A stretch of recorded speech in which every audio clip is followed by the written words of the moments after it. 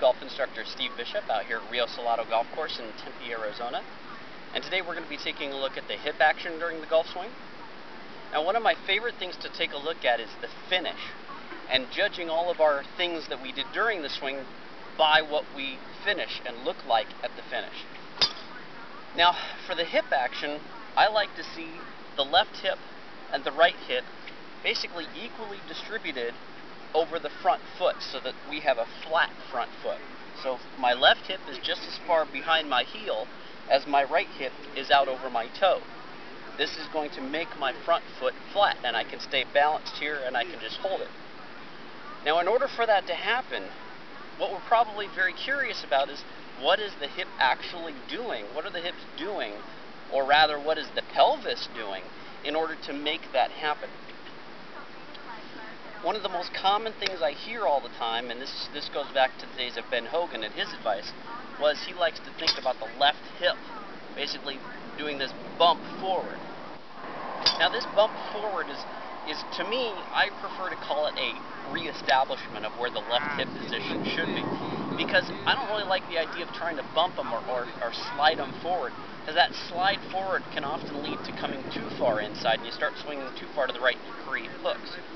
But probably the most common problem I find, especially with amateurs, is the left hip, instead of reestablishing its position and then letting the right hip turn, is that they actually try to pull the left hip away from the ball. And they do what I call twisting the hips. They twist. Instead of turning the right hip around where the left hip is, they try to twist out of the way. This causes basically a chain reaction. When that left hip pulls this way, it pulls the entire left side across this direction, and that's going to create your normal slice. And then on the end, on the finish, we're going to see, because the left hip, since it's gone this way, you're going to see the front toe start to roll up like this. You got people on their heels, and they finish like this. And then they're going to have that finish that I talked about last time, that you may have seen my finish with your elbows. You'll have that left elbow finishing out behind them because they're trying to keep that club face square as they pull across. On my backswing, my right hip is going to be basically like a hinge for a door, while my left hip is going to revolve around that hinge. See this action? So on the backswing, my left hip is rotating around this point where my right hip is. Now, once I've completed my backswing, my left hip is going to be basically moving towards the toe of my back foot.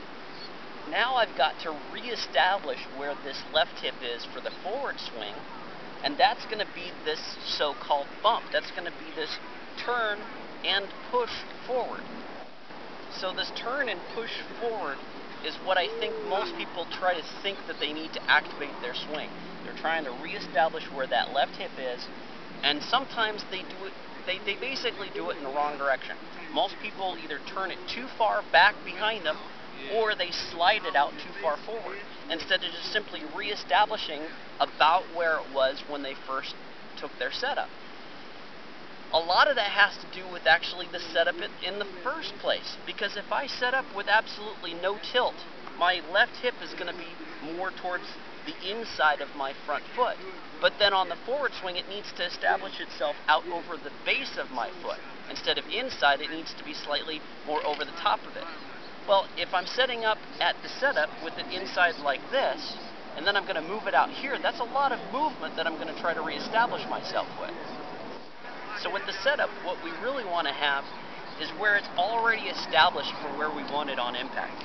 If you have it so that your hips are bumped slightly forward and your upper body is tilted slightly back, now you're going to have this axis tilt that you may have heard me refer to. Now, that happens because the hips are a little bit more forward than the upper body. If I already have that establishment where I want that left hip to be when I reach back to impact, then I've already figured out where I'm going to need to go and where my direction needs to be, and I can remember to recreate that position by the time I get to impact. But if I'm set up directly over the ball this way, and then I move it in, and then I have to really kind of figure out where do I need to replace it. But if I set up already with some tilt, and I maintain my tilt, now all I have to do is just basically put my hip right back where it was, and I'm already set to go, and it's going to clear out of the way. The best thing to concentrate on is the push-off of the right leg. Where does the right hip and the right knee go?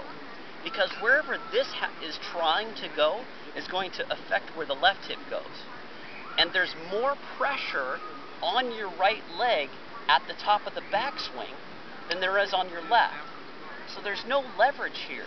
There's nothing to leverage against on the left side. Why are you trying to force the left side to go somewhere when it has no leverage? Instead, where do you want the right side to go? It's going to push off of your foot. You've got a lot of a coiled spring up here in your right leg, so why don't you push that spring forward, and that's going to automatically replace where that left hip is, just by pushing forward like you're trying to walk through the shot. So when we get to the top of the backswing, the left hip goes back this direction, almost like we're going to walk back behind us here, okay? The right hip has basically established its position, and it's not moving. It's staying coiled up over my right thigh. So this is stationary, and like a door hinging, right? My left hip turns around my right hip, okay? Then on the forward swing, the left hip reestablishes itself, and the right hip then rotates around the left hip. So now this gets reestablished, right? Now this is reestablished, and now the right hip is going to push forward. I strongly recommend you pay attention to where that finish is. Can you walk? Do you feel like you're walking? Matter of fact, take some steps. Go right on through it. That's going to improve your hip action during the golf swing.